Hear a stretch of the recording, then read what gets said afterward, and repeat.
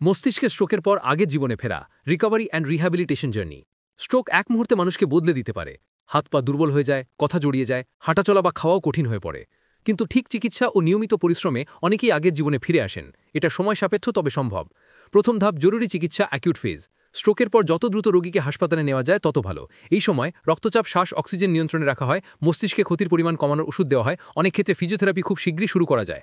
প্রথম ২৪ ঘন্টা থেকে ১ সপ্তাহই সবচেয়ে গুরুত্বপূর্ণ সময়। দ্বিতীয় ধাপ পুনর্বাসন, রিহ্যাবিলিটেশন ফেজ। রোগী বাঁচার পর শুরু হয় আগের জীবনে ফেরার লড়াই।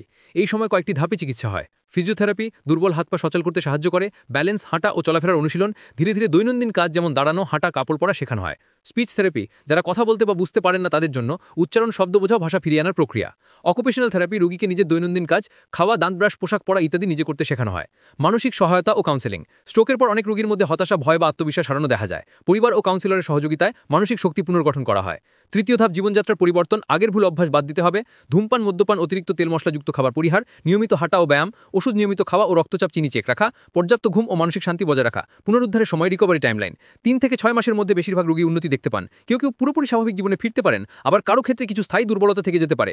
ধারাবাহিক চিকিৎসা, পরিবারের সহায়তা এবং ইতিবাচক মানসিকতা, এই ৩টি জিনিস স্ট্রোক পরবর্তী জীবনের মূল চাবিকাঠি। মনে রাখবেন, স্ট্রোক মানেই শেষ নয়, এটা এক নতুন শুরু, নতুনভাবে বাঁচা শেখা। সঠিক চিকিৎসা ও যত্ন পেলে একজন স্ট্রোক রোগী আবার হাসতে, হাঁটতে, বাঁচতে পারেন আগের মতোই।